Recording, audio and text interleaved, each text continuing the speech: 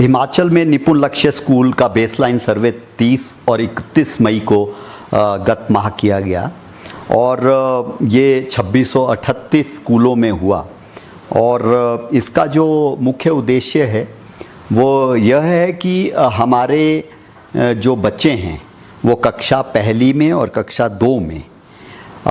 किस तरह से पढ़ पा रहे हैं, किस तरह से नंबर्स की जानकारी उनको है। तो न्यूमरेसी और रीडिंग स्किल इन 2 फैक्टर्स पे और उसके अलावा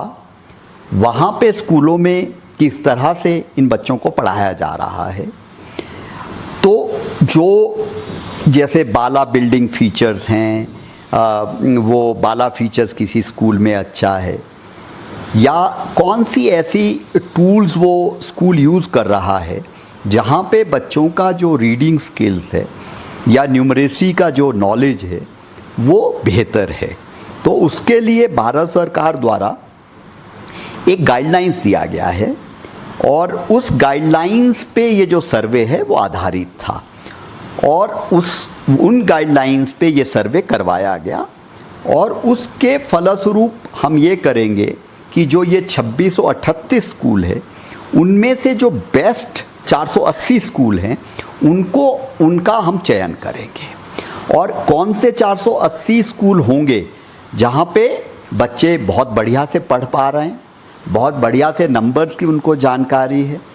और इसके अलावा उन स्कूल्स में जो टूल्स उपयोग किए जा रहे हैं इन बच्चों को पढ़ाने के लिए उनका स्तर क्या है, स्कूल में बाला फीचर्स का क्या स्तर है, इसके बेस पे और बाकी जो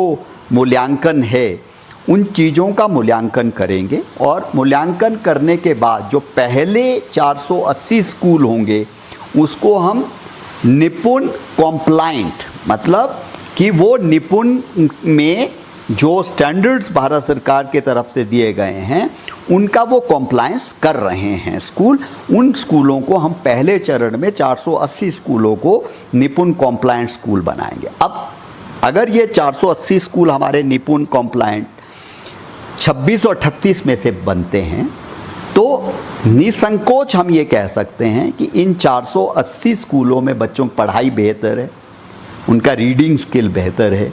उनका नंबर स्किल बेहतर है। तो क्या बाकी के स्कूलों को भी 480 स्कूलों की तरह करने के लिए हमें क्या क्या ज़रूरत पड़ेगी, वो चीज़ें हम बाकी के स्कूलों में भी कर सकते हैं। तो ये जो निपुण कॉम्प्लायंट का जो एक प्रयास है वो प्रयास इसी तरफ है कि हमारे जितने भी स्कूलों में पहली और दूसरी कक्षा है वो सभी के सभी स्कूल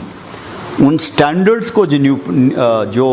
निपुण कॉम्प्लायंस के लिए ज़रूरत है वो सभी स्कूलों में हिमाचल प्रदेश में हो, उसकी तरफ हम अग्रसर हैं।